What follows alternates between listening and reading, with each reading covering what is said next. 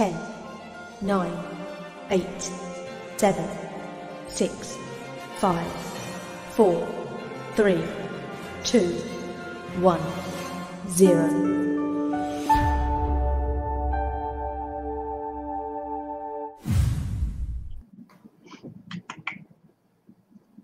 Olá. Oi, pessoal. Nós estamos aqui para mais uma live, hoje com o tema economia low touch que está surgindo aí. E vamos trazer agora os primeiros dois convidados da noite para participar com a gente.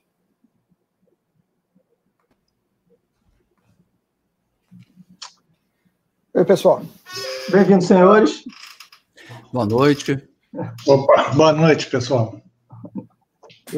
Se vocês escutam o rangido sou eu.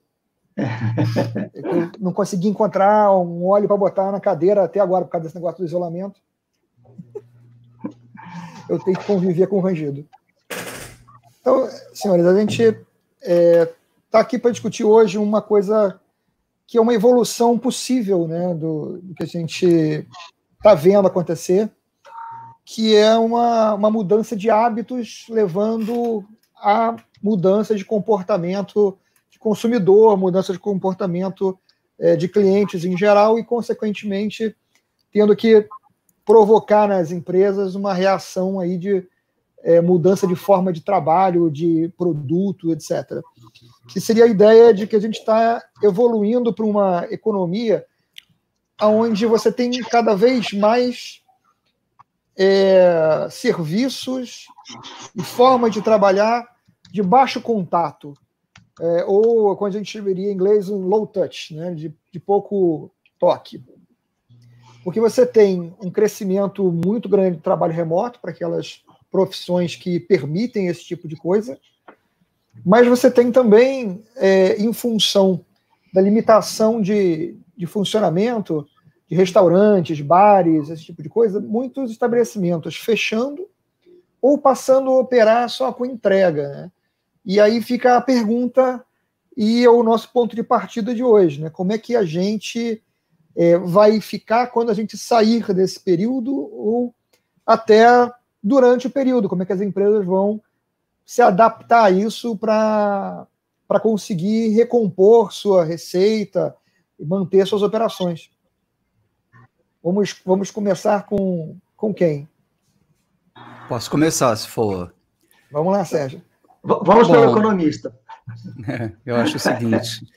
Boa noite, em primeiro lugar, a todos que estão participando aqui da live. É um prazer estar aqui. Eu acho o seguinte, algumas coisas saltam aos olhos, né? Eu acho que a primeira que me chama a atenção é que a gente vai ter um movimento, de certo modo, contrário à globalização. A gente vai ter um movimento onde determinados suprimentos, a princípio médicos, eles vão começar a ser produzidos localmente para que não haja dependência tão grande assim da China ou de outros países. E isso vai gerar uma tendência de relocalização da produção, ou seja, o custo ele acaba sendo secundário em relação à dependência de outros países por causa dessa questão estratégica. Uma outra coisa também que me chama a atenção é que a gente vai ter, obviamente, uma aceleração da chamada transformação digital, justamente porque a gente vai estar vivendo num ambiente com pouca interação física entre as pessoas. Então, os empresários e as pessoas em geral, elas vão estar mais voltadas para descobrir ferramentas de cooperação, ferramentas de comunicação, de uma forma muito mais acelerada do que antes, porque agora está todo mundo com medo, né, de se contaminar. Então, eu acho que aquilo que estava subindo numa curva sem ser exponencial, talvez se exponencialize agora, principalmente no que diz respeito à parte de contato humano. Acho que vai ter uma automação muito grande. Uma terceira coisa que eu vejo também é um movimento de estresse muito grande das pessoas, um maior isolamento, consequentemente estresse, consequentemente talvez até depressão, porque as pessoas vão ter que ficar contidas, o que é totalmente contra a nossa civilização atual. Mas, ao mesmo tempo, vão surgir oportunidades interessantes, né? A gente vai ter gente fazendo tratamento psicológico online com muito mais frequência, jogos, entretenimento. Então, eu acho que vai também abrir uma oportunidade para uma gama nova de serviços que são focados em combater esse estresse da solidão. Inclusive, a adoção de animais domésticos, de pets, né? Que cada vez mais isso é um fenômeno comum na Europa, né? Pessoas sozinhas, somente com cachorro, com papagaio ou com seu lagarto de estimação. E acho que isso, de repente, vai também começar a crescer muito aqui. Eu acho que tem outras coisas também, mas eu gostaria só de pontuar esses 3 itens inicialmente, né, para a gente botar a nossa bola rolando aqui.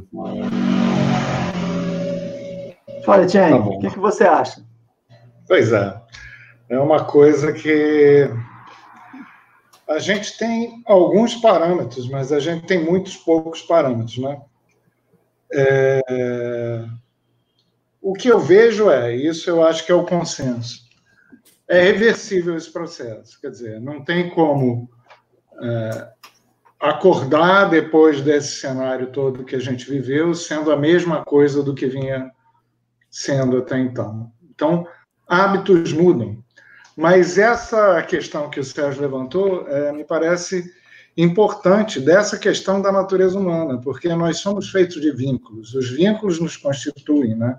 Nós estabelecemos relações, organizações de diversas formas, inclusive as companhias, as organizações com fins lucrativos, sem fins lucrativos, governamentais, são feitas de pessoas, não tem jeito. Como que se estabelecem esses vínculos? Trazendo isso para um lado mais prosaico, assim, eu imagino um namoro virtual, assim, né? Porque você tem que ter esse relacionamento, você tem que ter esse contato, esse conhecimento do outro.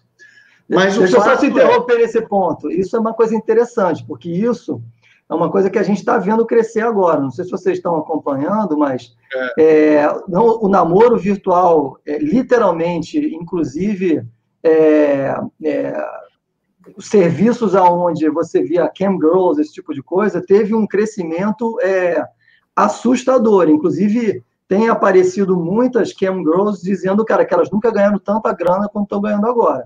E isso é uma clara demonstração de que, numa situação como essa, alguns segmentos, que são segmentos onde você faz um tipo de serviço que não tem literalmente o contato, sem absolutamente contato nenhum, e não tem nada, digamos, que se possa, inclusive, atribuir à prostituição, porque isso não é prostituição, é, de fato, uma demonstração do corpo ou de qualquer outra atividade que ela esteja fazendo dela com ela mesma, então não tem nenhum tipo de contato, e ali cresce esse tipo de situação. Mas segue aí, eu só queria fazer esse comentário, porque realmente é uma coisa que está crescendo, né? E que provavelmente vai continuar crescendo.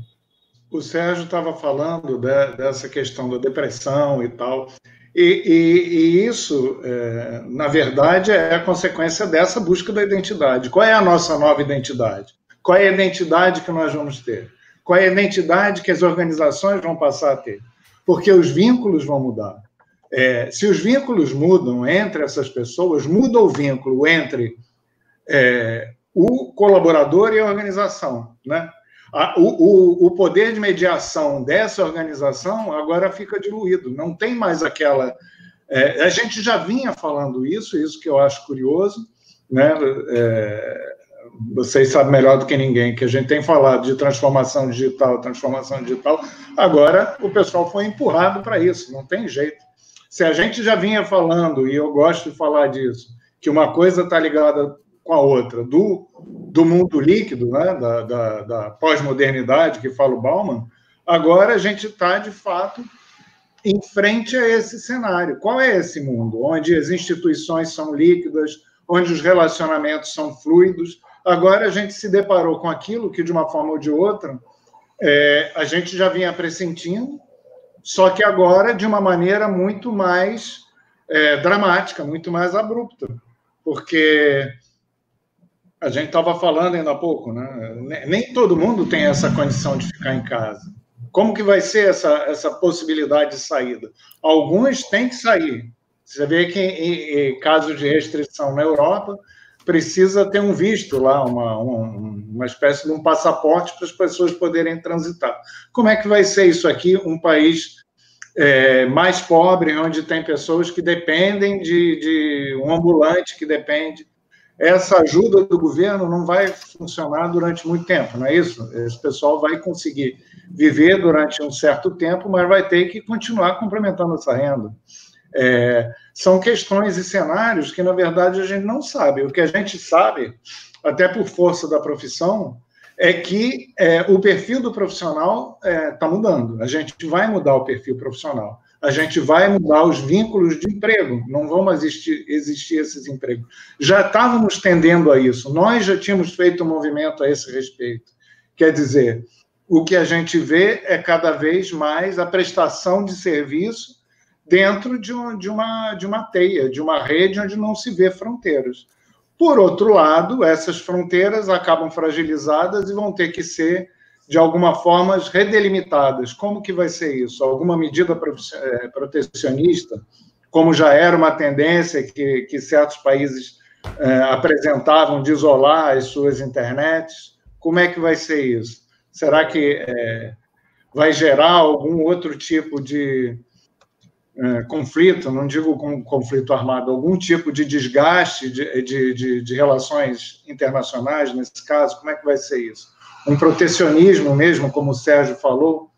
E como que vai ser, então, a ideia de um liberalismo que a gente já viu que não vai até muito adiante, porque teve que ter a intervenção, de alguma forma, do Estado. Então, essa mão invisível, a gente já viu que não é tão invisível assim, precisa de um papel que seja regulador, mas, ao mesmo tempo, que não pode ser um ultra-regulador de um Estado centralizador. Como que está esse meio do caminho nesse caso, né? Como que a gente vai conseguir restabelecer esses limites e esse balanço ao longo de uma nova jornada? E como que a gente vai conseguir apoiar o pessoal mais jovem que está enfrentando com isso, com o background que a gente tem? Como que a gente pode fazer isso funcionar? Porque, de fato, a gente pode fazer isso funcionar. Agora, como que isso vai se dar e como que a gente vai poder colaborar? Bom, tem N outros fatores, né? Mas, assim, peguei um fio da meada aqui exatamente para a gente poder abrir e discutir.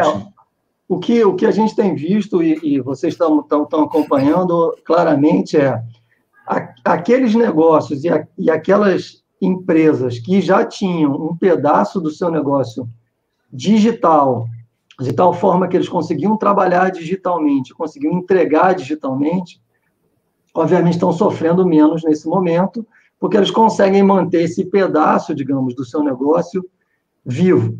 Apesar de que muitas delas tinham esse negócio digital, mas elas não tinham literalmente a característica remota, né? Porque uma coisa é você trabalhar remotamente, e a gente vem falando muito sobre isso, quando você tem escritórios remotos. Outra coisa é você 100% remoto distribuído, que é todo mundo na sua casa.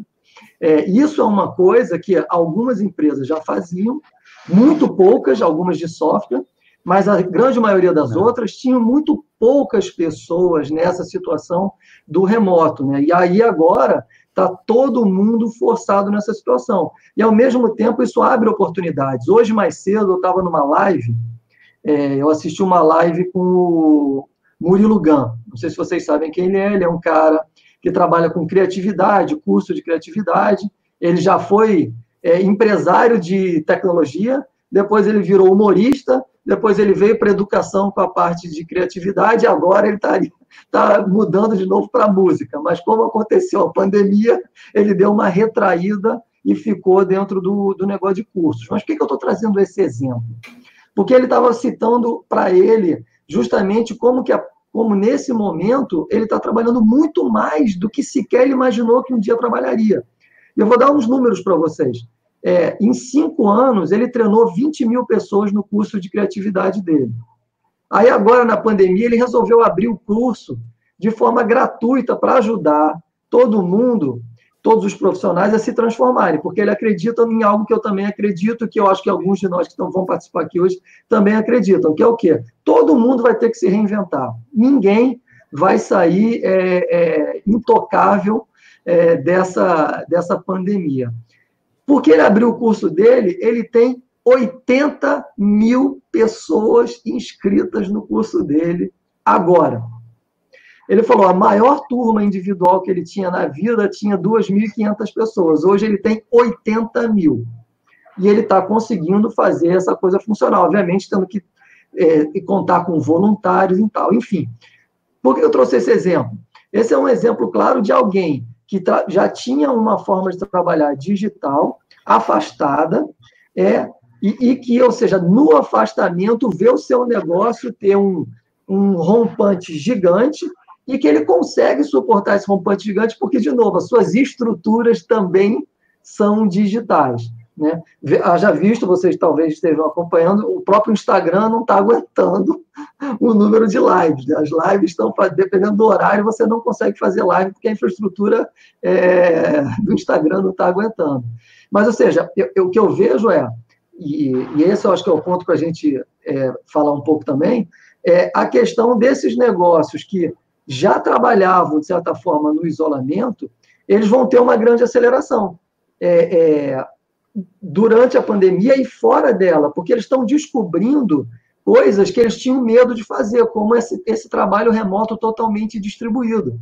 A Fundação Getúlio Vargas acabou de fazer uma pesquisa e divulgou que 30% das posições de trabalho que estão... de todos os 100% que está remoto, eles fizeram pesquisa que detectam que 30% desse total vão continuar sendo remoto mesmo depois que tudo acabar.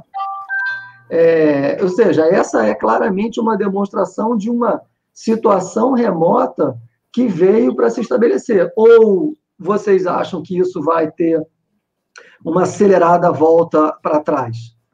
Eu acho que... como volta para trás. Eu acho que a gente tem um novo mundo que está vindo aí, que é um mundo onde a gente antes achava que catástrofes eventuais e guerras eram coisas que você não tinha que se preocupar muito, porque era uma coisa muito eventual. E o que está ficando claro, né, que isso aí é quase que uma terceira guerra mundial que a gente está passando, porque a quantidade de mortos já é significativa, a quantidade de países envolvidos nessa guerra e o fato do inimigo ser totalmente desconhecido, talvez isso torne até pior do que uma guerra, né, onde você tem um inimigo conhecido. Então, as empresas elas vão ter que ter uma elasticidade, uma resiliência, no sentido de ter que trabalhar remoto e depois voltar para trabalhar centralizado, né?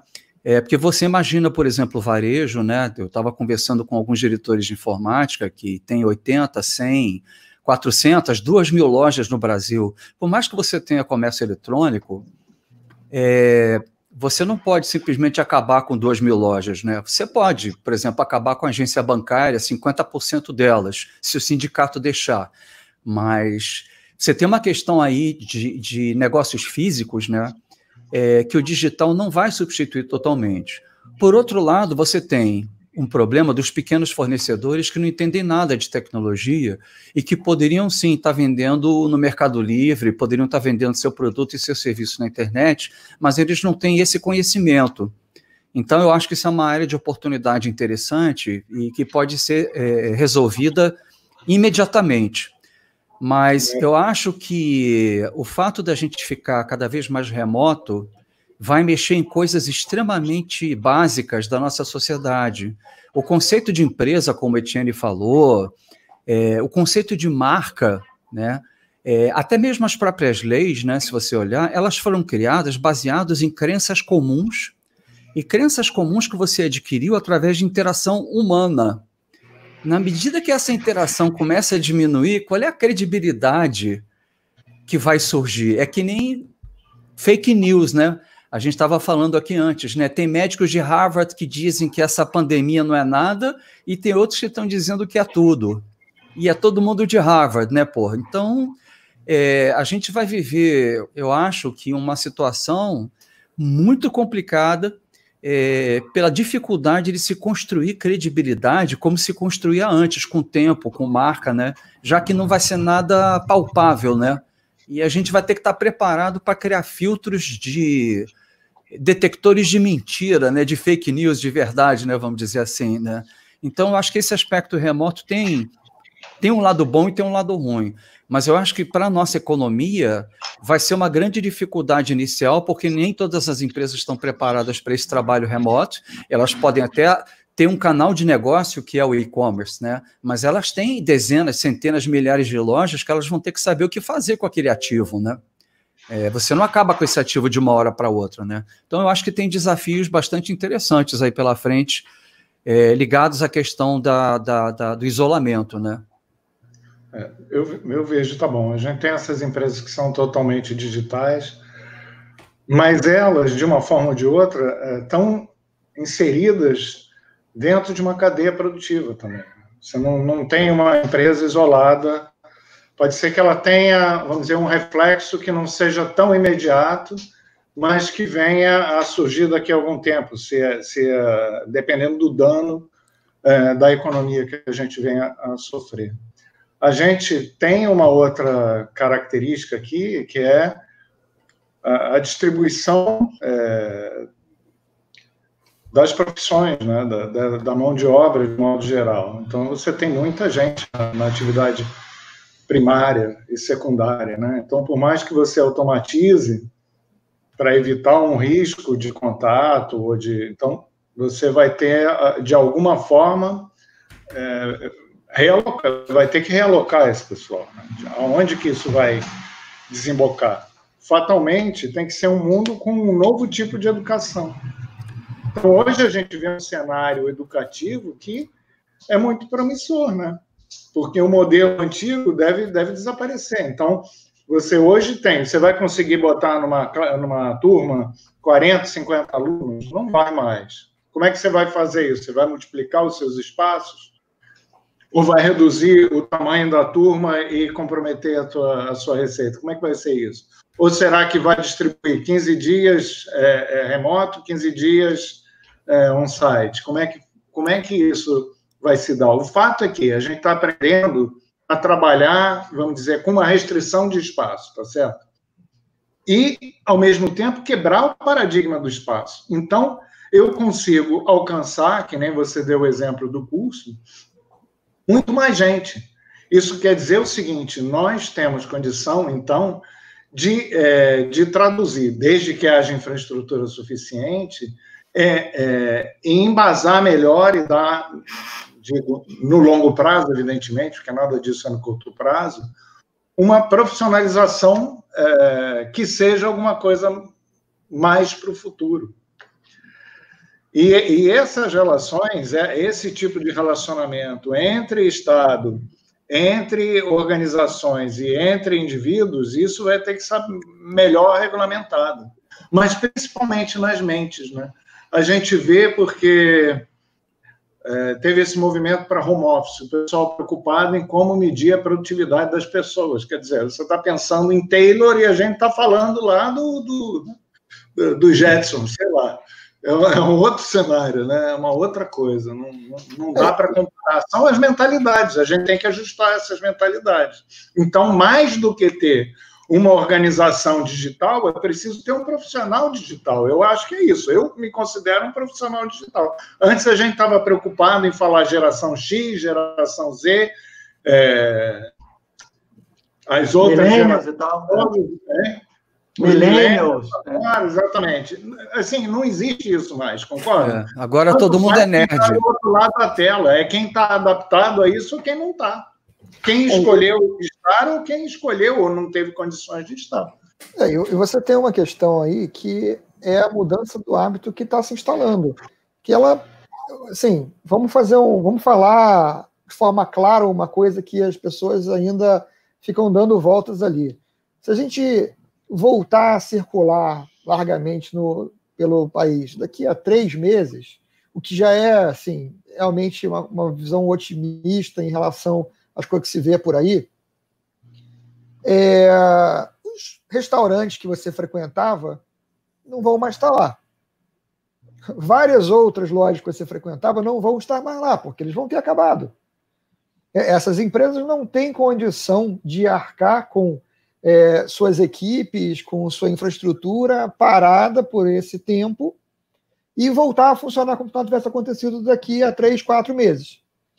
Então, o cenário, vamos dizer assim, já vai ser um cenário de onde quem conseguiu se adaptar e está usando os meios disponíveis para poder fazer uma entrega, está usando a empresa de serviço de delivery para fazer a entrega que não tinha, ou seja, buscou uma forma para conseguir se adaptar, tem uma chance de sair do outro lado.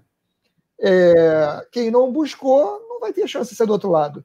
E aí vem uma questão muito importante, que é o seguinte: isso vai acontecer e não vai esperar por nada, não vai esperar a regulamentação, não vai esperar a educação, vai acontecer agora. Esse ano a gente vai ter que lidar com isso. E esse é um ponto onde é importante as pessoas tomarem a noção, terem a conhecimento de que essa realidade, vamos dizer assim, ela não é eletiva. Não adianta a gente ficar esperando ou fingir que não está acontecendo. Ela se impõe a nós, né? Eu acho o seguinte, esses pontos eles são muito bons, porque, na verdade, o que a gente percebe se falava muito dessa questão do Taylor, das estruturas hierárquicas, dos que sabem, dos que não sabem e tal. E agora afastou todo mundo, e as pessoas estão tendo literalmente que lidar com a questão do trabalho pautado na confiança. Porque é impossível você saber o que o indivíduo está fazendo dentro da casa dele, mesmo que ele esteja na frente da câmera. Mesmo que ele passe o dia inteiro na frente da câmera, você não consegue saber o que está acontecendo do outro lado.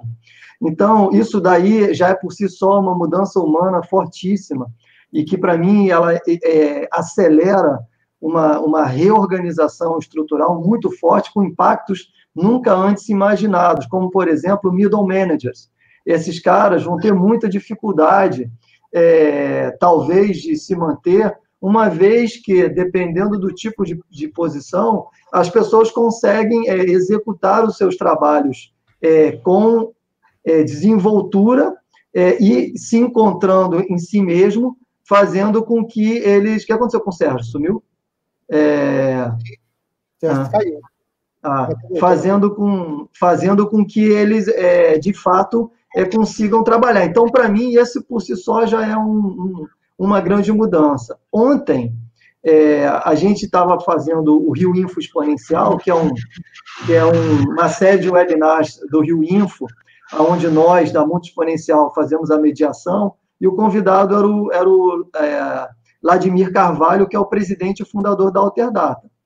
E foi muito bom ouvir de um grande empresário, primeiro uma empresa que tem 31 anos de existência, passou por diversas séries, Plano Collor e todas as outras crises que vieram no meio do caminho, e ele estava falando de como foi difícil colocar 1.800 pessoas em home office em uma semana. Como que eles tiveram que recriar negócios ou criaram produtos novos em pouco tempo. Ou seja, para mim, a grande mudança que surge nesse momento é a necessidade de rápida adaptação, que é uma coisa que não é da nossa natureza. A gente não gosta de ter que se adaptar muito rápido. Primeiro que a gente já não gosta de mudança, muito menos de mudança imposta, e imposta de um jeito onde, se você não a respeita, você corre risco real de morte. Então, como você falou, Etienne, acho que é literalmente um momento onde você não sabe onde se agarrar, porque tudo que você tinha como referencial fixo ficou malditamente líquido. E aí, agora, onde é que está a minha certeza? Né? A minha certeza foi parar onde? E, consequentemente, como que eu lido com tanta incerteza comigo mesmo e, ainda por cima, com tudo que eu vou encontrar na minha frente? É exatamente isso. Você vê que há pouquíssimo tempo atrás a gente falava da necessidade de atração a partir do significado, do propósito das empresas e do significado que elas ofereciam. Isso hoje vai estar muito mais gritante, porque numa sociedade liquefeita, né, onde tudo é fluido, a necessidade de se ter alguma coisa que seja um ponto de referência é muito mais clamoroso, né? É uma necessidade muito mais imediata. Você precisa ter esse ponto de apoio, né? Então, as relações de trabalho, me parece que mudam. Os tipos de associação são muito positivos e a gente consegue alcançar muito mais gente. Entende? Eu fico imaginando, como todos nós estamos imaginando, eu fico imaginando um centro de serviço compartilhado, super ultra pulverizado no mundo, porque assim, é a coisa que todo mundo faz, todo mundo tem condição de fazer, e ao mesmo tempo a gente pode ter isso com muito mais qualidade de vida.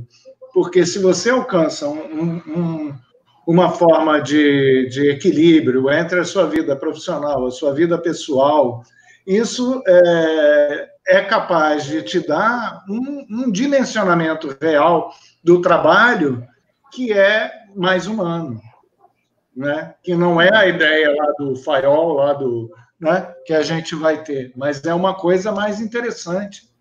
Agora, vocês imaginam que a gente está num dilema ou numa fronteira onde até os espaços físicos vão ter que ser rearrumados. Como é que eu vou fazer isso? Se eu tenho criança pequena, se eu tenho a minha mulher trabalhando do mesmo jeito que eu, nós precisamos... Como é que faz isso? Então, e se meu apartamento não é grande ou não é adaptado para isso, como é que eu vou fazer?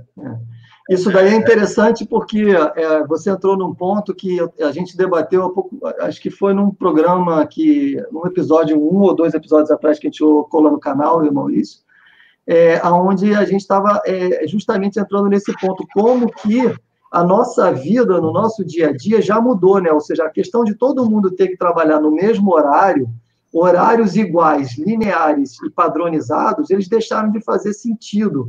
E a gente agora percebe isso claramente. Por quê? Porque, cara, você vai ter que cuidar de preparar a sua comida, você vai ter que olhar para o seu filho, você vai ter que cuidar dos seus pais. Isso durante a sua jornada normal, ou seja, a sua forma de lidar com o trabalho, ela não tem que ser contínua, nem muito menos padronizada exatamente no mesmo horário para todo tipo de profissão. Eu diria que ela nem vai poder ser assim, porque não vai ser possível. Exatamente. Agora, ao mesmo tempo, você vê certas profissões que vão ter um boom, os arquitetos vão estar sendo bem demandados, né? Esse tipo de coisa, da transformação nesses espaços. O atendimento, então, a gente está falando, o atendimento da organização, quer dizer, se antes você tinha um service desk concentrado num ponto único, agora ele vai ter que... Como é que vai trabalhar isso? Faz mais sentido, então, ter empresas que possam trabalhar nas casas dos seus colaboradores ou não? Isso morreu, cada um se vira. Pode ser. Como que esse modelo vai se equacionar? Eu acredito muito no modelo desse Professional as a Service. Eu acho que faz muito mais sentido você poder compartilhar a sua experiência com várias empresas, com várias situações, porque aquele cara que ia lá, batia o seu ponto, começava no final e acabava direitinho lá, eu acho que isso aí não tem mais um grande futuro. Não consigo ver. Até por falta de espaço. A gente fez uma live com o Ricardo, onde ele tinha escrito um texto, onde ele colocou no LinkedIn 10 visões dele para o futuro. E aí ele colocava algumas dessas coisas que você acabou de mencionar, que por exemplo, quem vai cuidar dos problemas de saúde laboral se você está na sua casa? Então, vai ter um novo profissional que vai ter que cuidar disso. Como é que a gente garante que o seu ambiente de trabalho é adequado para a realização do seu trabalho, a ergonomia do seu ambiente de trabalho? Certamente não é, né? Hoje em dia não deve ser. Ou seja, arquitetos, novas profissões que vão ter que cuidar disso. Atendimento de saúde, né? A gente está vendo o crescimento do atendimento de saúde à distância. Então, quer dizer, são muitas novas possibilidades que vão surgir por aí e que estão começando a terem que ser implementadas de uma forma não muito planejada, o que, de uma forma ou de outra, também leva a uma outra coisa que as empresas não estavam acostumadas a fazer: experimentar possibilidades para ver o que dá certo e o que dá errado. Antes você caía num super planejamento. Etienne, vamos chamar os nossos próximos convidados, que eu acho que eles estão na sala de espera, mas não desaparece não, que de repente a gente te chama para voltar aqui de novo. Tá bom? O Sérgio consegue fazer voltar a conexão dele. Obrigado pela participação. Falou, gente. Obrigado aí. Um abraço. Vamos fazer um breve intervalo para a troca.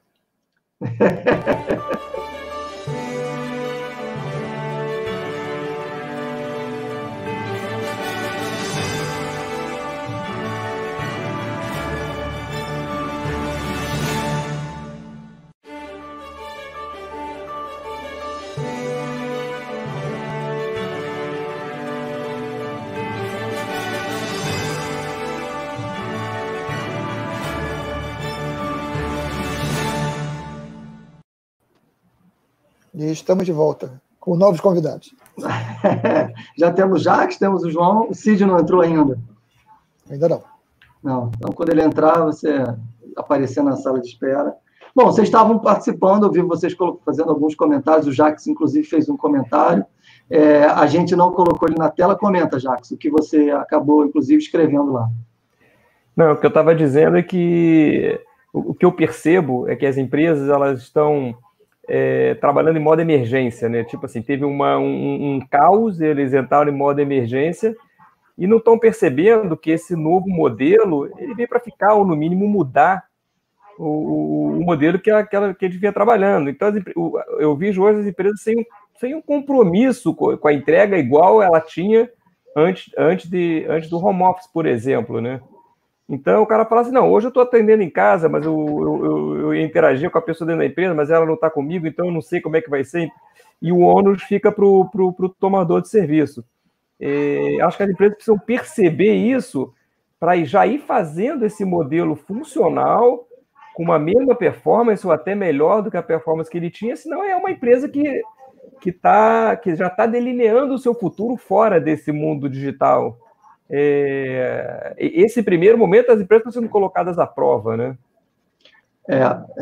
Ou seja, a questão da elasticidade que eles sempre diziam que supostamente tinham, né? Mas na verdade a gente está vendo como isso não se materializou na hora que a tempestade aconteceu. O João tem trabalhado já há algum tempo com startups, né? No mundo das startups, isso supostamente também é visto como uma coisa mais prática, mas a startup ela tem um problema terrível, que é a falta de grana. Então, por mais que ela consiga ser ágil, digamos assim, até, para poder criar novas formas e processos de trabalho, não consegue sobreviver por uma questão básica de negócio, que cara, sem caixa, negócio não existe. Boa noite, pessoal. Obrigado aí pelo convite. E eu ia exatamente complementar o que o Strack falou. As startups elas estão acostumadas a trabalharem de forma ágil, né? E tem uma palavra que a startup fala muito, é pivotar, né? Então, quando acontecem situações de crise, a startup tem essa capacidade de conseguir mudar o modelo de negócio dela e ir para uma outra linha de negócio, né? E isso a gente chama de pivotar. E isso é uma coisa que a gente enxerga que as grandes empresas talvez tenham dificuldade, porque você mover uma startup é muito fácil, você mover uma grande empresa, um elefante branco, não é tão simples, né? Então, e eu posso até dar o exemplo da startup que eu estou agora, que é a Receita Digital, onde eu sou sócio e CTO, né? A gente está num momento muito propício, porque é uma startup de saúde e a gente vem contribuindo aí com o mercado de saúde, né? Apoiando aí em soluções para o Covid, né? Então, o que a gente está desenvolvendo? A gente está desenvolvendo a solução de uma receita digital. E a gente tinha um planejamento para esse ano totalmente diferente, que a gente teve que mudar todo esse planejamento e antecipar diversas fases desse planejamento. Então, nesse período aí, eu tive experiências bem gratificantes, por exemplo, de ter que fazer 30 entrevistas para contratar desenvolvedores, né? E tudo isso de forma remota. A gente normalmente não está acostumado a entrevistar, contratar e fazer o onboarding desse novo funcionário de forma remota, né?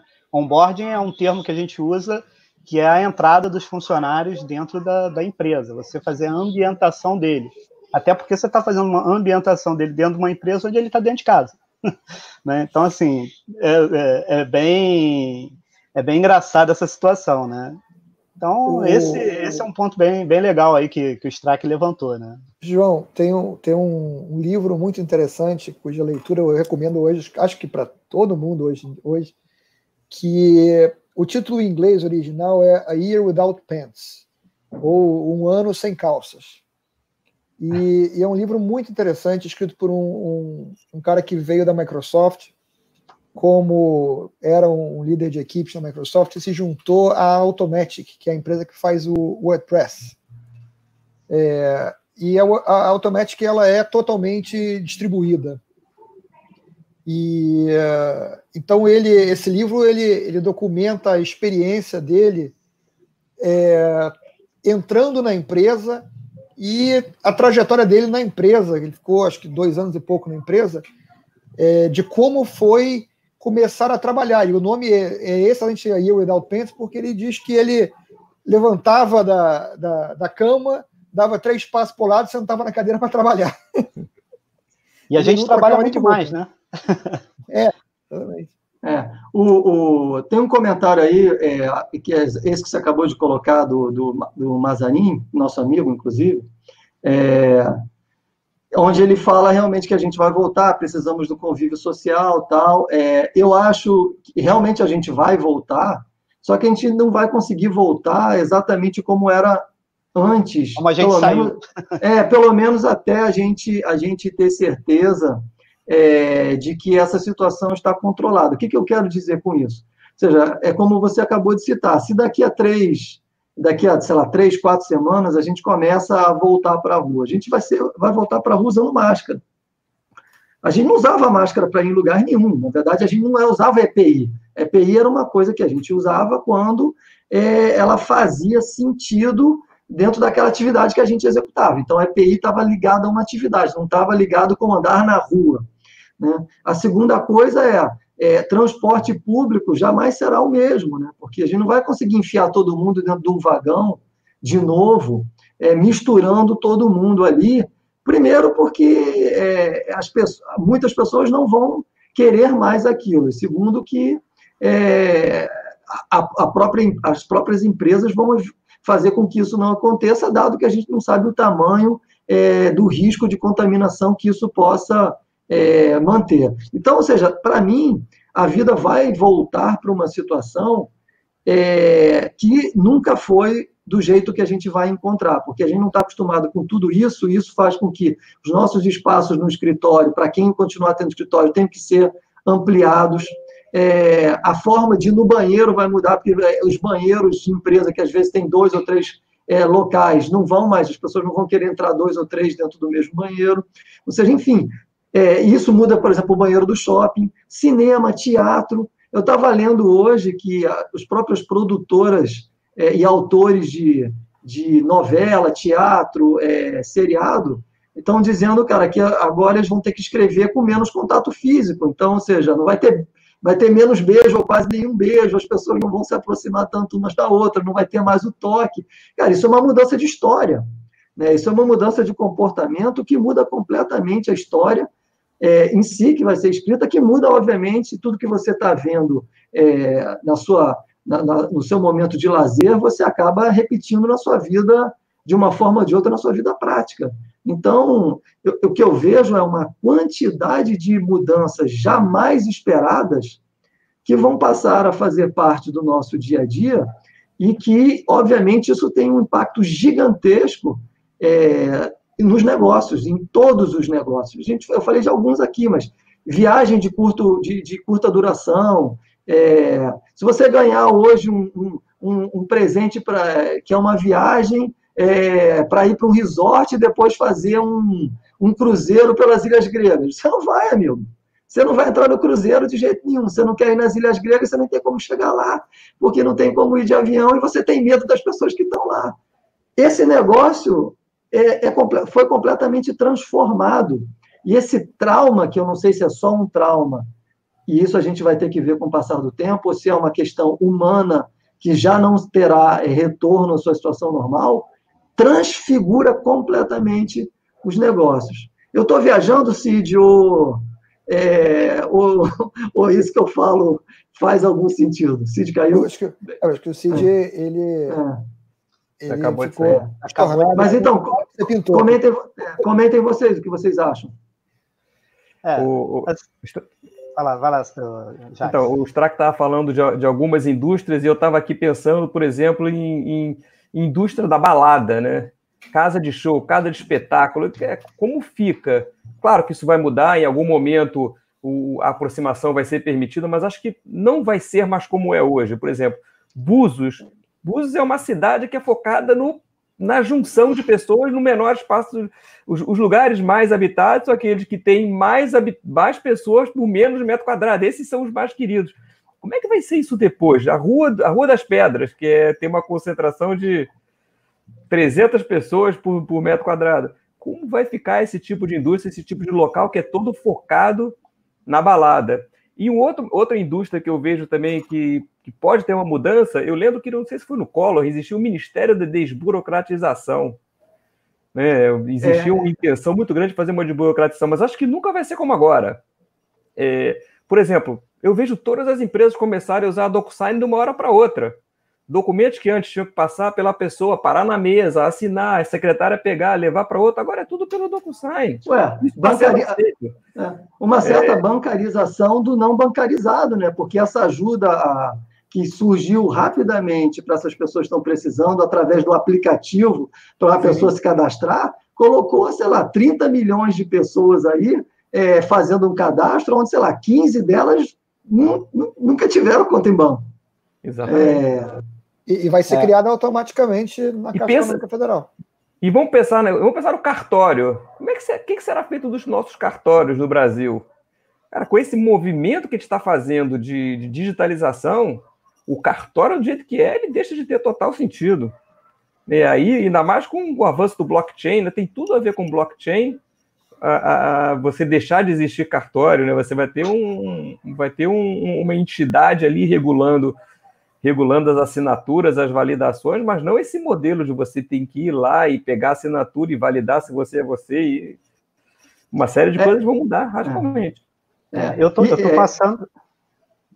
passando por um momento muito especial com relação às regulamentações do mercado de farmácia e de medicina, né? Porque, de repente, telemedicina, que era algo que ia demorar a entrar, tinha uma série de discussões, agora é a solução para muita coisa, né? E a gente vê que os organismos governamentais não estão preparados para essa aceleração tão rápida, né? Porque eles estão saindo de uma situação altamente burocrática, né? Como vocês comentaram, indo para uma situação onde eles têm que ter total agilidade, né? As coisas começam a mudar. Hoje a gente viu regulamentação permitindo que você consiga fazer seu certificado digital de casa. Você não precisa ir a uma entidade certificadora, né? Então você muda o modelo de trabalho. Como é que você garante agora que aquela pessoa é aquela pessoa, né?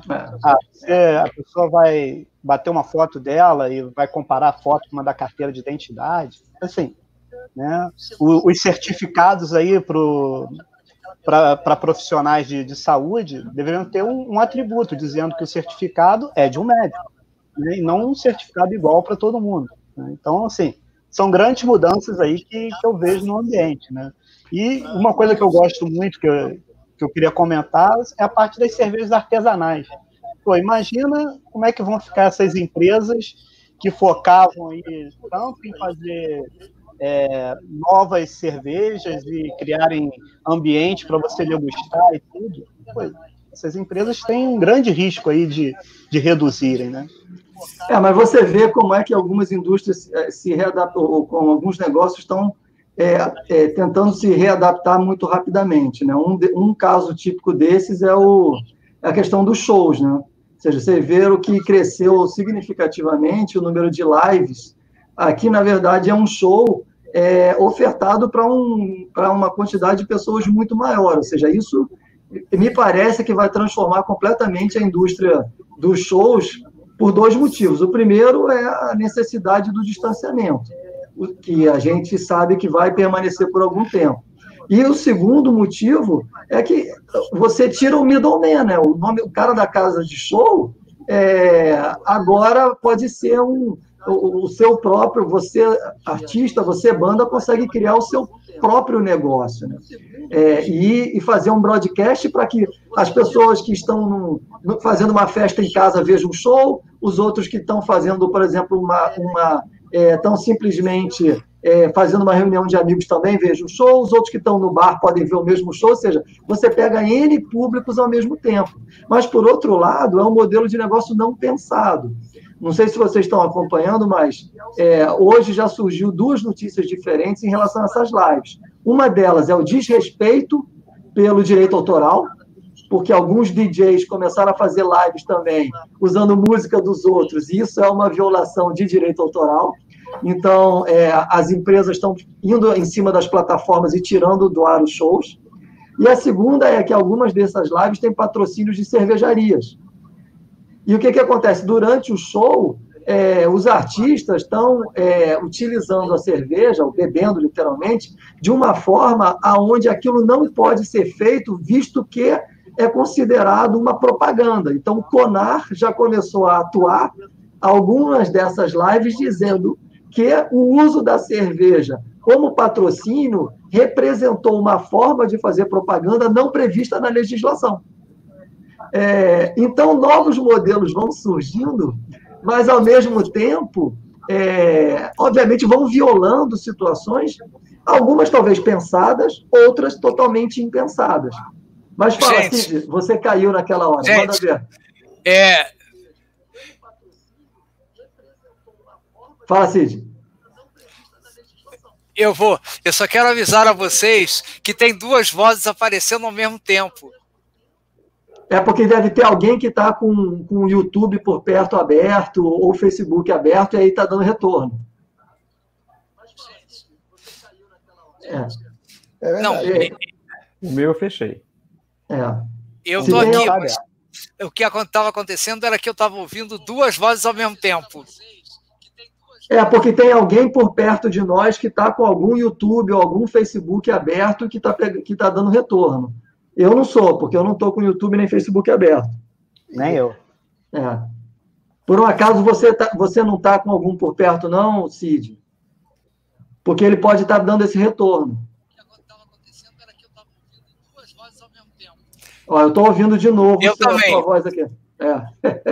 É típico de um YouTube ligado. Porque tem um retardo. Exato. Pode ser. A gente vê que tem. Pode ser que alguém esteja com um telefone no YouTube ou no Facebook ou com alguma aba aberta. Eu estou ouvindo de novo. Eu também. Agora sumiu, parece. Deixa eu falar aqui um pouco sobre, a Aline está perguntando aqui sobre a agência reguladora e queria falar um pouco dessa parte de regulação. Uma das coisas que se prevê nessa economia low touch é que as pessoas elas têm um atestado de saúde, ela tem um registro de saúde. Para você poder entrar no lugar com interação com pessoas, você precisa ter um registro de saúde. E se você precisa ter um registro de saúde, você está dizendo que você é saudável ou não saudável. Então, falando em privacidade de dados, são dados sensíveis, né? O seu dado de saúde é o dado mais sensível que existe em termos de privacidade de dados. Ele tem um tratamento mais rigoroso ainda do que o dado de telefone, identidade, CPF. Ele é mais importante ainda. Então, esse registro que estão se pensando em fazer é uma coisa extremamente contra a legislação de privacidade de dados. E o modelo que a gente está trabalhando agora de home office, onde a gente trabalha de casa, a gente usa o nosso computador e traz as informações da empresa para dentro de casa, o risco de vazamento, o risco de invasão começa a ficar muito maior. O risco das próprias informações suas serem vazadas por alguém que está querendo entrar na empresa fica maior também. E cada vez mais o compromisso de processo que a pessoa tem que ter de como lidar com as informações é cada vez maior.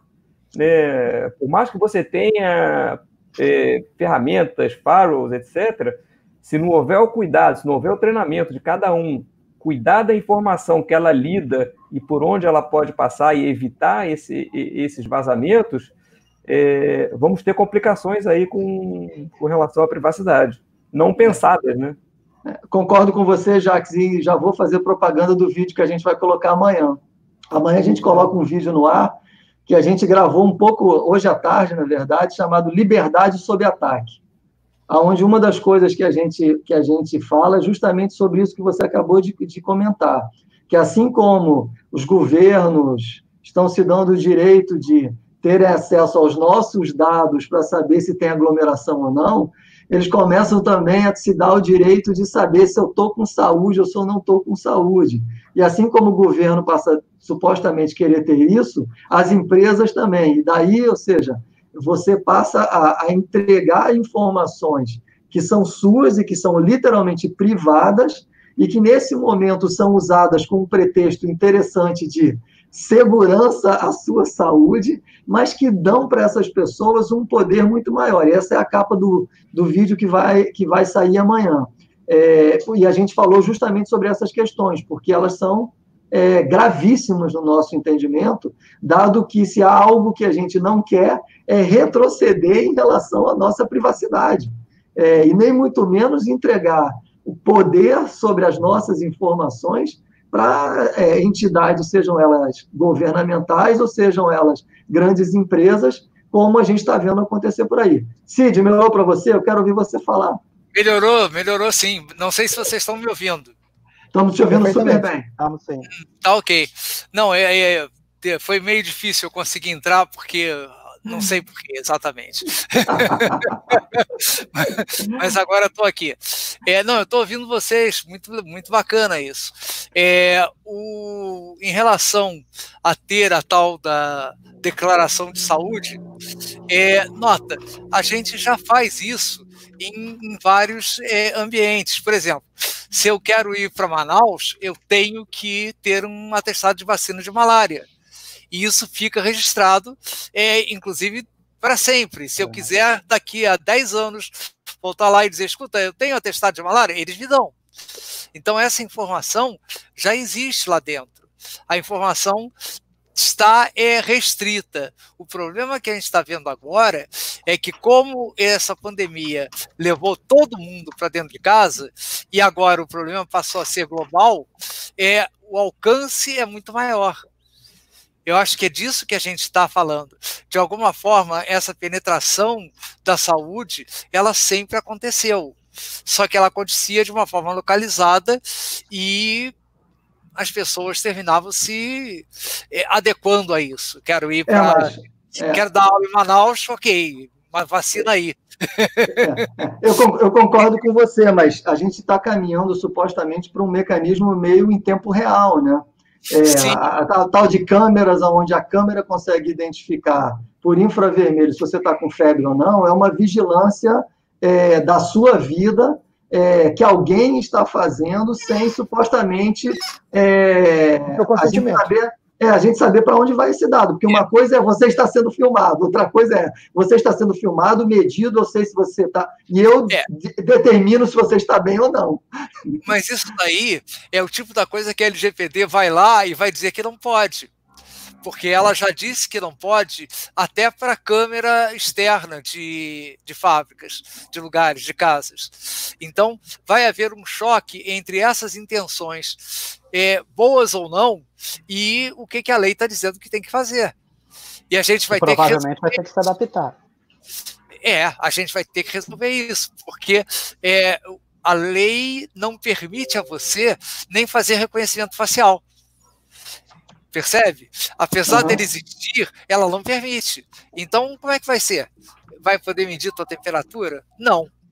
Tem alguma coisa que vai ter que ser equacionada ou na lei ou nas pessoas que têm interesse de saber o teu estado. Não é uma situação simples. Contudo, o próprio Covid já serviu para empurrar a LGPD para 2021. Logo, a lei não está em vigor e não estará em vigor esse ano. Mas apesar dela não estar em vigor, a multa que eu estou te falando foi feita sem ela estar em vigor. Foi feita pelo Ministério Público do Distrito Federal, se baseando em lei de privacidade, em lei de direito do tempo de imagem e coisas assim. Existem muitos dispositivos na lei atual que podem ser usados para te defender, entre aspas, de intromissão alheia. Eu só não sei como é que isso fica diante do chamado interesse comunitário, ou seja, do interesse das outras pessoas. Mas isso também demonstra, eu acho, uma coisa positiva, que é o seguinte: a sociedade começou mais claramente a perceber a importância dessa discussão a partir do momento onde o próprio governo e as grandes empresas começam a se dar o direito de entrar nessa situação no momento onde elas querem fazer o bem, né? Vocês devem ter acompanhado aí o acordo entre Google e Apple para fazer com que os telefones, com que as duas tecnologias possam se conversar e eles consigam saber quantas pessoas estão próximas, né?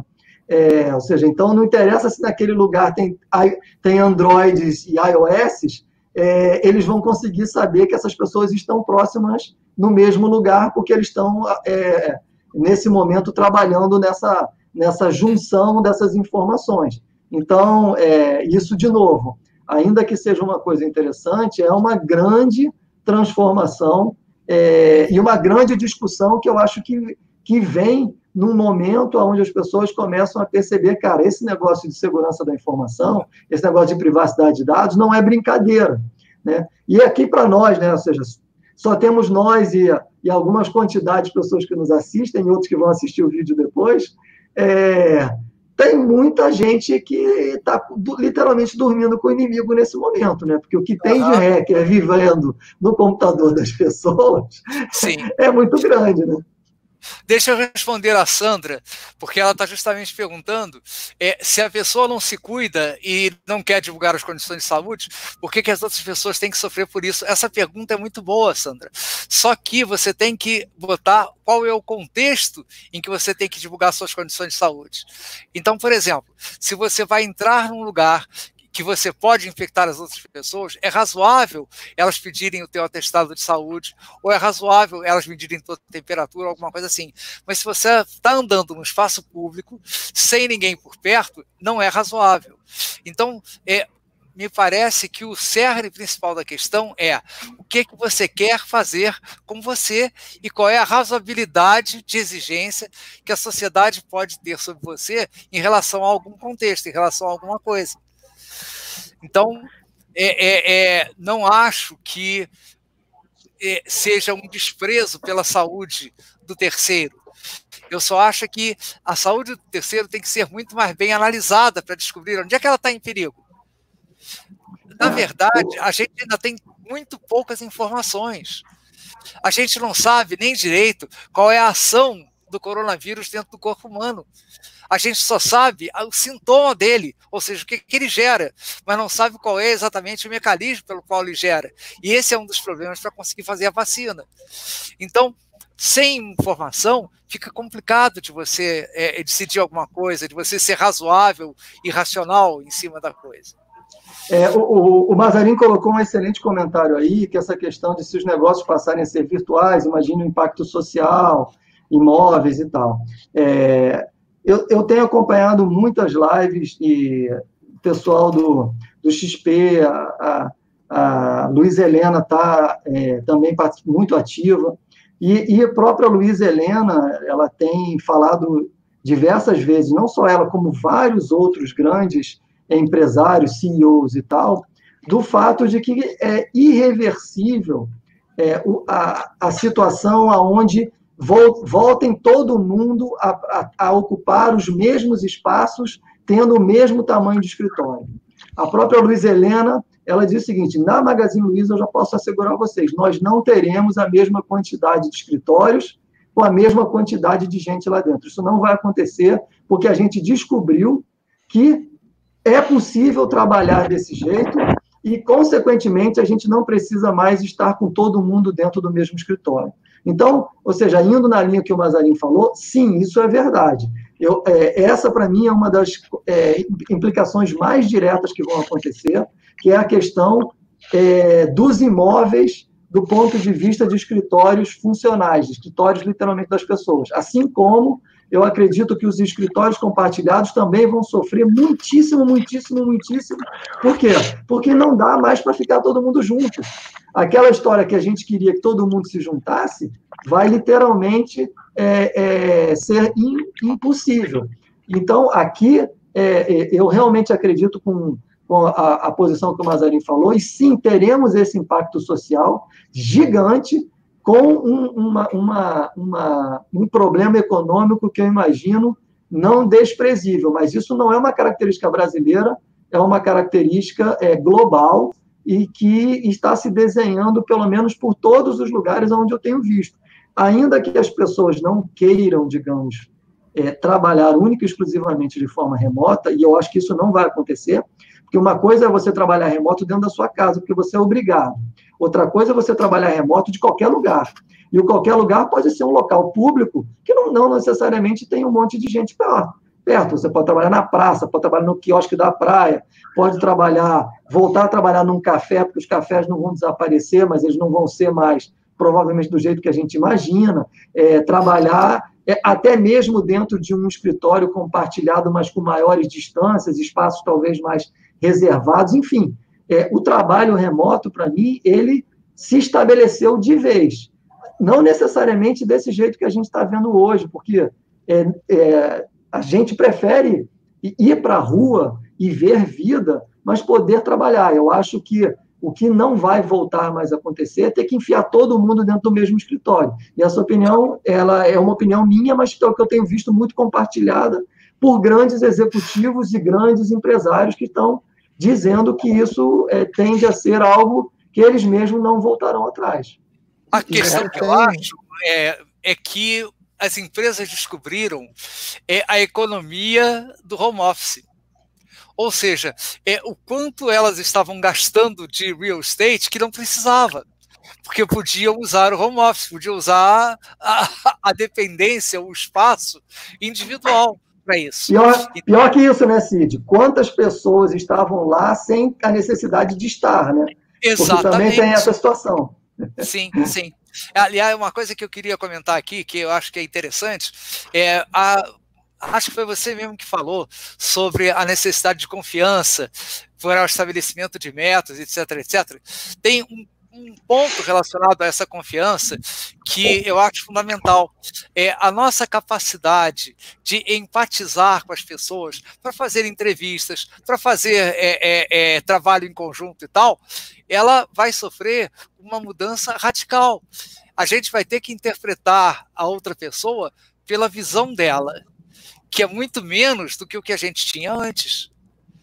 Quando eu trabalhava como sócio de uma empresa, eu fazia entrevista de funcionário novo, as pessoas iam ver eu fazer entrevista, porque eu fazia pergunta que ninguém pensava em fazer. E aí deixava o candidato meio fora de órbita. Por quê? Porque eu prestava atenção profundamente nele. Eu tentava entender ele. E esse entendimento, eu já estou tentando fazer isso já tem algum tempo, fazendo entrevistas, batendo papo com pessoas, é muito mais difícil. Você gasta muito mais tempo para ter confiança na outra pessoa. E ter confiança passa a ser uma coisa essencial para tudo quanto a gente pensa em termos de trabalho de conjunto, para agilidade, etc, etc. E esse é um dos pontos que a sociedade vai ter que se adaptar e ainda não está preparada para isso.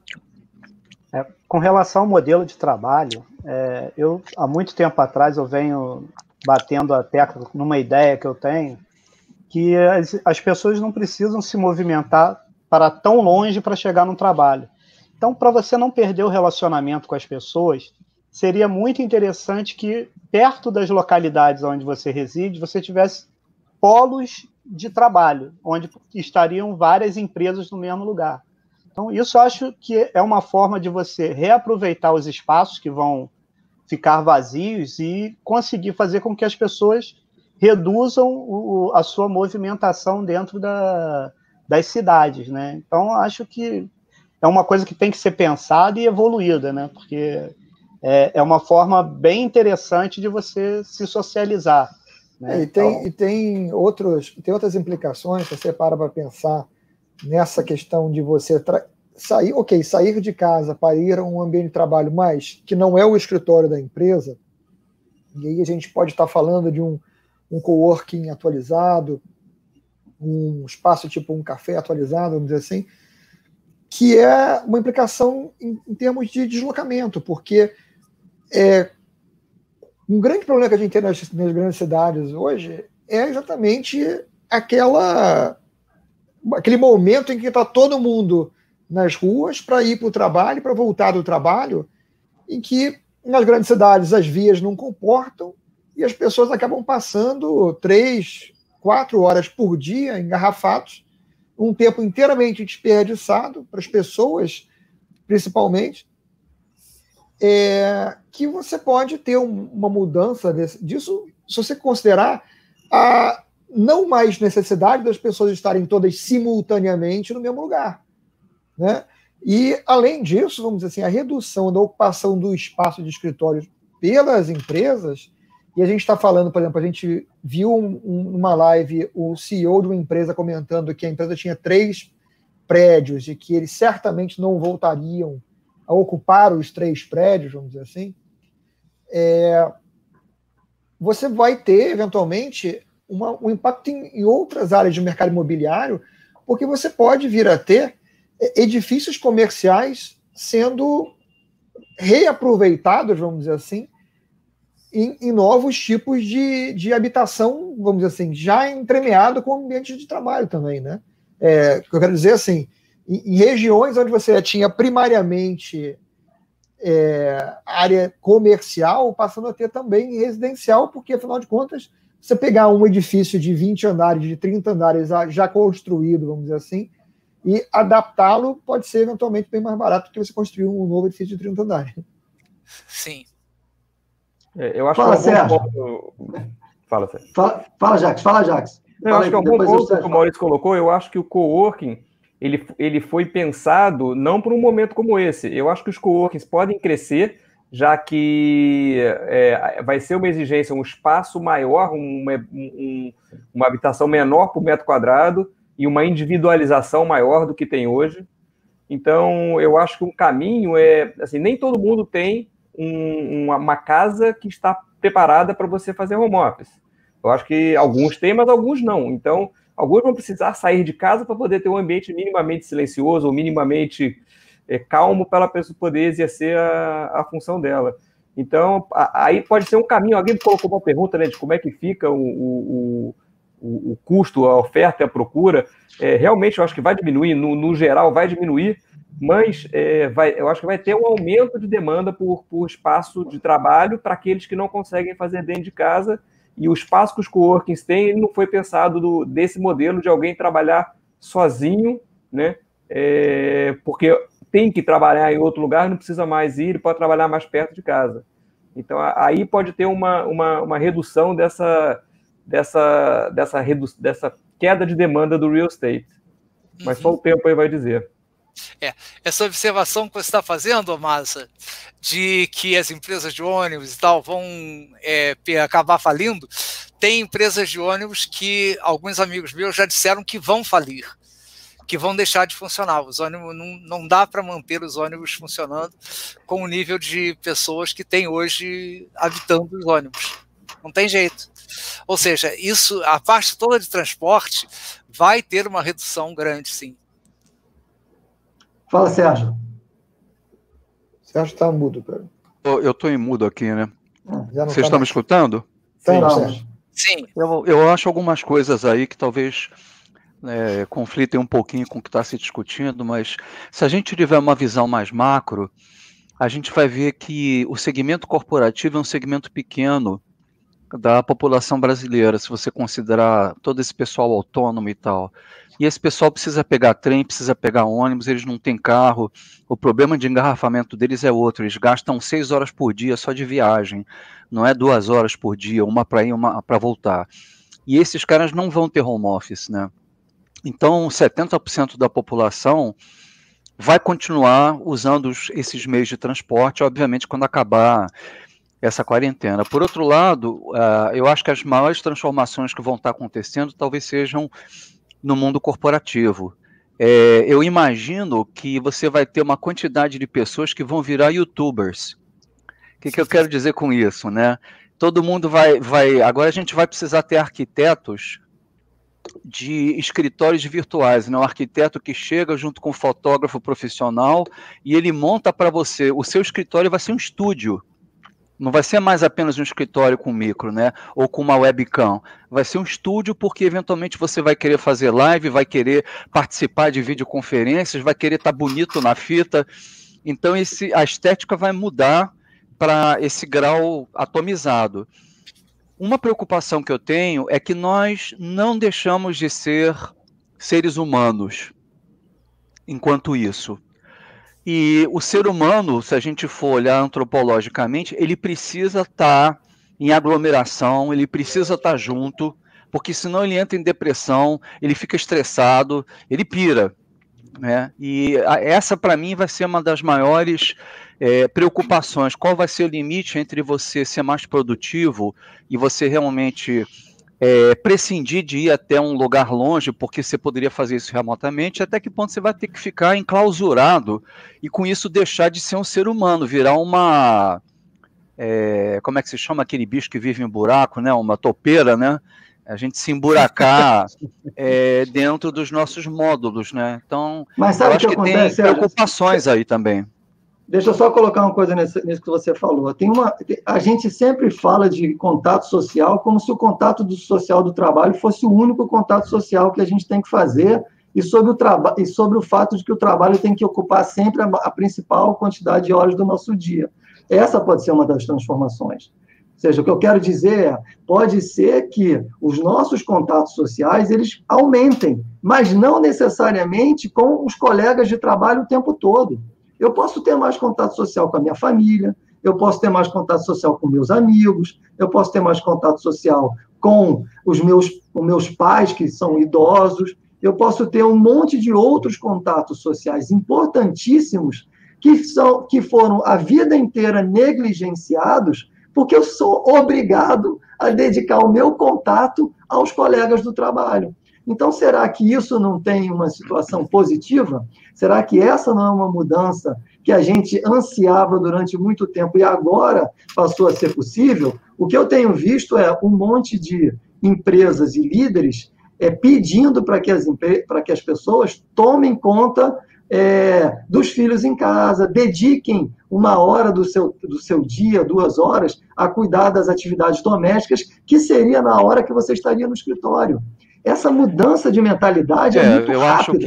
Eu acho que isso é um lado interessante, é um lado positivo. Por outro lado, se você olhar, por exemplo, a minha esposa e meus filhos estão num sítio e eu estou sozinho aqui. Ela está participando das aulas, eles são pequenos, e ela está participando das aulas com eles ali todo dia, ali a manhã inteira, e são 2. Ela está exausta, porque na realidade tem esse problema que pai não é pedagogo. Então, essa realidade, ela também traz ônus adicionais, como, por exemplo, será que a gente não está trabalhando muito mais agora do que antes, onde a gente podia ter um desligamento físico do trabalho? Então, tudo uma questão de dose, né?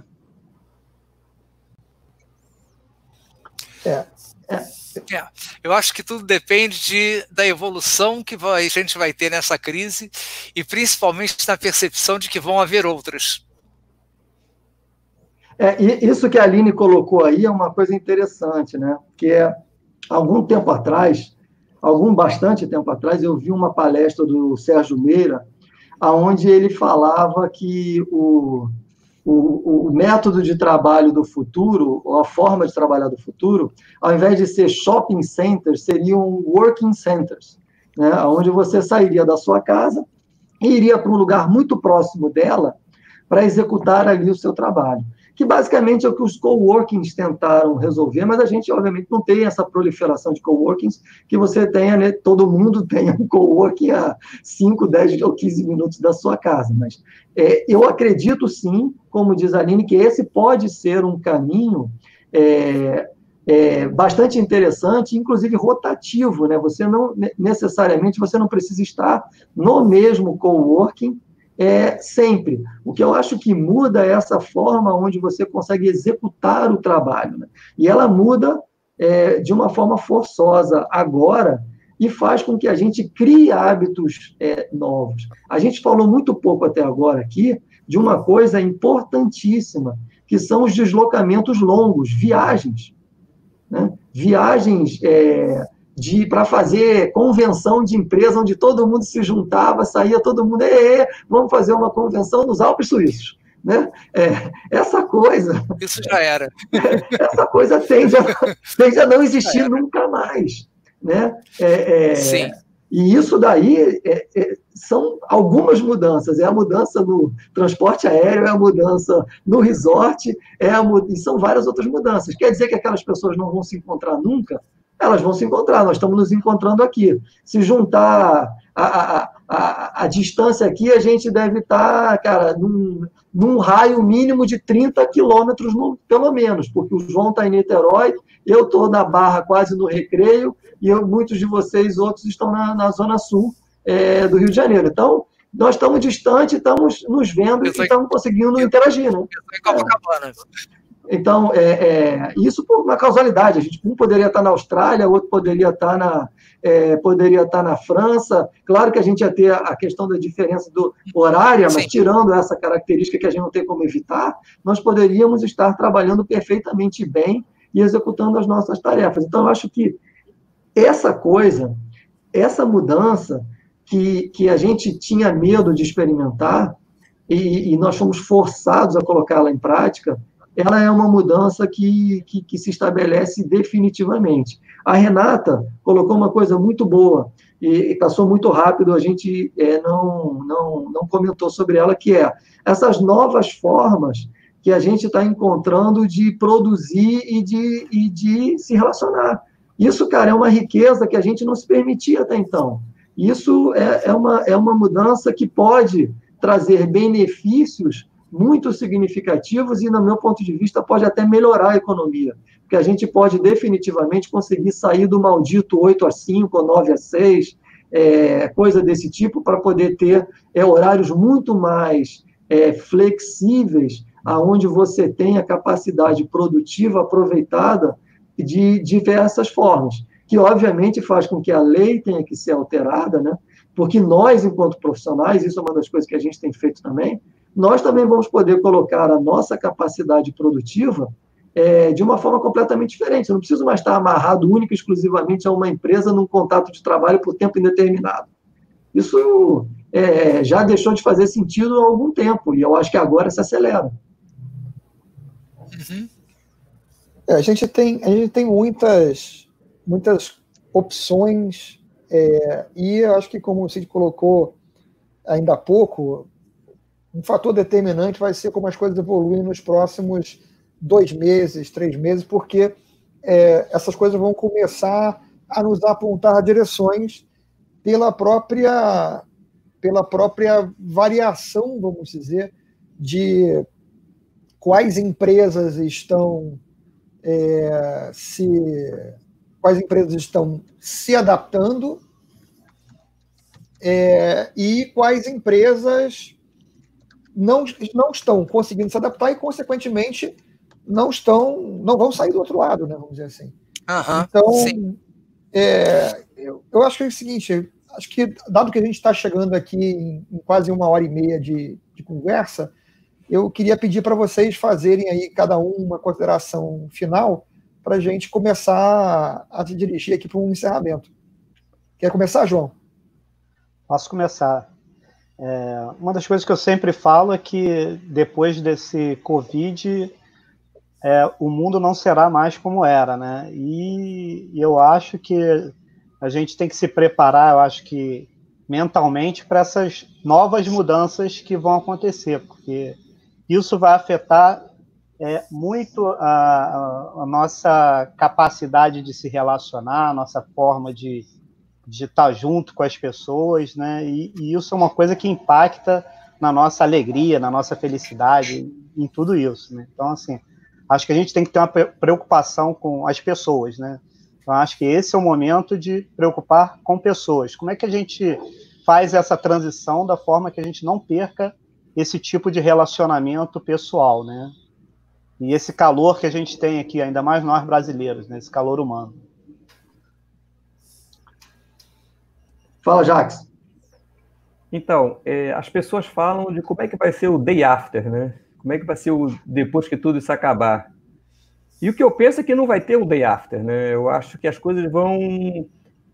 algumas coisas que já se mostraram benéficas, que se mostraram como ganho de produtividade, a gente já vai trazer para si. A gente já vai assumir alguns hábitos que são claramente positivos, que são ganhos de produtividade, que são ganhos de qualidade de vida. Isso já vai acontecer. E nada vai acontecer de um dia para o outro, né? Eu acho que qualquer tipo de mudança ela vai ser aos poucos, vai ser por grupos, vai ser por segmento, vai ser de acordo com o nível de necessidade do negócio e com o risco que isso vai trazer em termos de quem vai estar voltando para cobrir essa necessidade. Então, acho que não vai ter o day after, vai ter o day by day. Cada dia a gente vai aprender uma coisinha e os ganhos que as pessoas já viram que existem, elas já vão trazer para o seu negócio e já vão aplicar. Legal. Fala, Cid. Indo em um caminho lateral a esses pensamentos todos, que eu acho que a gente está muito focado no relacionamento profissional e no que a gente, no nosso nível socioeconômico, vai estar fazendo. Naquele estudo que foi divulgado no início da década do Clube de Roma, de que 30% da população mundial ia ser incapaz digitalmente, e até na ideia da ONU, do chamado Digital Divide, ou seja, de que ia ter gente que não ia ser capaz de usar mecanismos eletrônicos, eu acho que muito mais gente vai ser incapaz de viver nesse novo mundo de preocupação com higiene, com pandemia, com proximidade e tal. Eu presumo que vão haver várias convulsões sociais nessa história. Ou seja, a visão do Cid é uma visão daquelas bem pouco positivas, né? Porque eu não estou olhando para a gente é mole. Para a gente é mole, porque, por exemplo, eu estou convencido, eu estou vendo minha mulher trabalhar há 1 ano remotamente com equipes do mundo inteiro. E ela se dá muito bem, todo mundo elogia o trabalho dela e ela ganha mais dinheiro que eu. Então, esse ambiente não me preocupa. O que me preocupa é, por exemplo, os jovens lá do Vicente, os jovens Jacari, o resto do pessoal que já passou um pouco da idade de aprender e que vai se revoltar de ter que aprender mais. Isso aí infelizmente, a minha visão em relação a esse segmento da população não é muito promissor, não. Então você acredita literalmente, você se alinha, digamos, com o pensamento do Yuval, que fala da criação da classe dos inúteis, né? Ou seja, que são aqueles que, infelizmente, não servirão para nada, porque eles não conseguirão estar adaptados às novas necessidades, e, ou seja, o que se fará com essa quantidade de gente nessa situação, que é basicamente o que você está eu acho que falando. Exato, e eu acho que eles vão querer ter alguma coisa a fazer, qualquer coisa que seja, nem que seja jogar carro de perna para o ar. Fala, Sérgio. Bom, eu acho realmente que esse futuro, ele tem que ser olhado por faixas da sociedade, né? Uma visão econômica, eu concordo com o Yuval Harari mesmo, né? De que quanto mais a sociedade ela resolve problemas como a pandemia, mais ela se sofistica tecnologicamente, né? Porque as soluções passam muito por tecnologia. E quanto mais ela se sofistica, essa classe média, classe do conhecimento, né, ela vai deixando um gap cada vez maior em relação à massa de trabalhadores que tem. Então, eu acho que essas pessoas elas têm que ser cuidadas, porque vai precisar continuar tendo esse trabalho braçal, manual, né? porque a gente ainda tem átomos aí para tomar conta, né? Não só bits e bytes, mas eu acho que esse gap vai aumentar, isso é uma coisa preocupante. Não acho que seja uma coisa a curto prazo. Acho que o mundo corporativo ele vai encontrar soluções para isso. Quem mais vai sofrer são os pequenos empresários que não entendem de tecnologia, que não sabem nem abrir uma loja no Mercado Livre, mas que poderiam estar escoando os produtos deles através dessa logística, através desse comércio eletrônico, né? Então, eu acho que eles vão precisar muito de ajuda, e junto com eles, eventualmente, a gente pode salvar uma série de empregos que estariam sendo eliminados pela falência desse cara. Então, se esse cara tem um restaurante e ele começar a montar um delivery, né, ele pode usar o garçom, ele pode usar as pessoas que são funcionárias para ajudar tanto na entrega quanto em outras coisas. Ou seja, a gente resolver problemas presentes que são uma consequência imediata da contração na economia que está tendo agora. Então, eu acho que esses pequenos empresários, que é a maioria, pelo menos no nosso país, se eles forem bem ajudados com ferramentas, com mentoria, etc., eu acho que a gente vai estar ajudando, fazendo um bem à sociedade, fazendo um bem aos empregados desses caras, né? Mas a gente tem que tomar um cuidado especial com os pequenos negócios e com essa camada grande da população.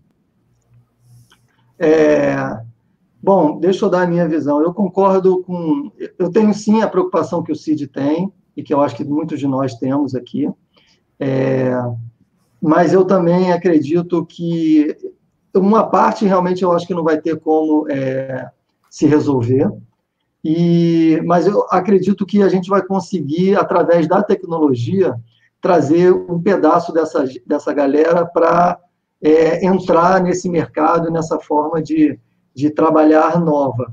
Como o próprio Sérgio falou, eu acredito que a gente tem aí um caminho onde as próprias ferramentas digitais e a forma de utilizá-las vai facilitar de tal forma que a gente vai conseguir engajar mais pessoas a conseguirem ser usuárias de alguma forma, né? E eu acho que a gente ainda está longe.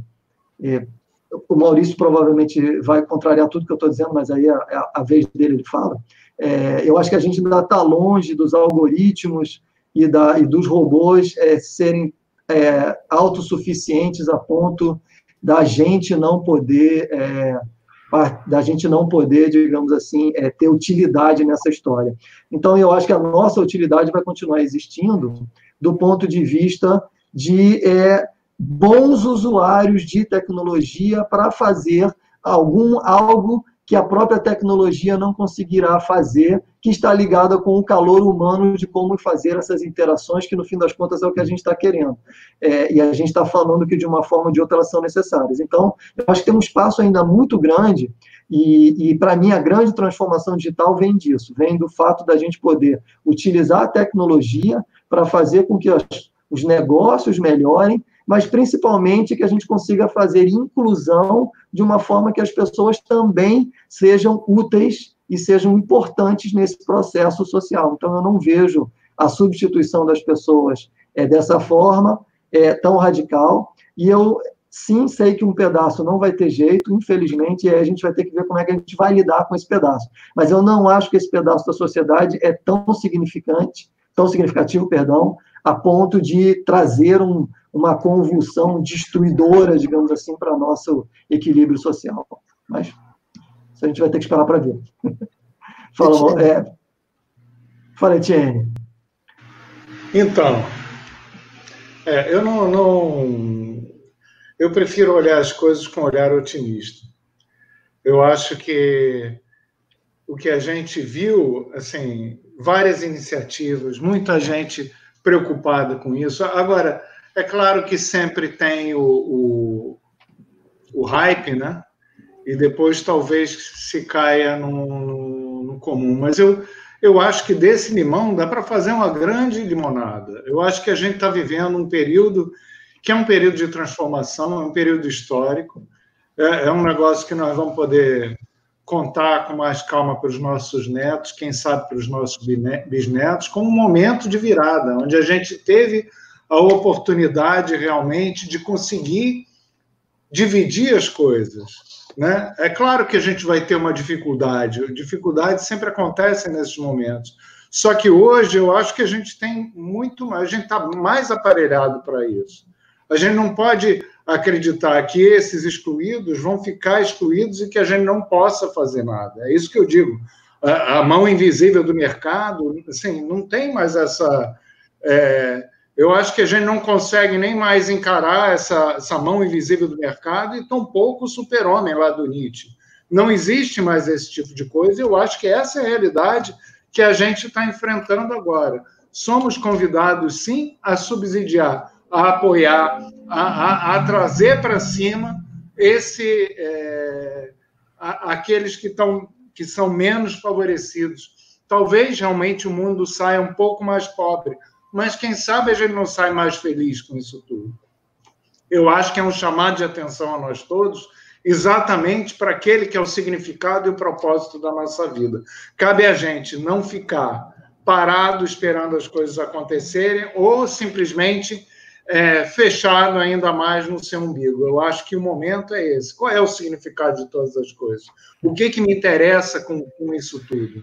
Isso é excelente. Esse é o momento que a gente tem. A Aline coloca aqui um ponto de vista positivo também, aqui, acho que concordando um pouco com o Etienne agora, né? Ela coloca, se a avó dela, de 86 anos, finalmente aceitou fazer a chamada de vídeo no WhatsApp para marcar terços com as amigas da igreja, acho que muitos outros que nós não imaginamos conseguem aprender também. Acho que esse é um ponto interessante. Eu acho que temos muito da tecnologia que pode ser utilizada pelas pessoas, desde que ela seja feita para pessoas que não entendem de tecnologia, né?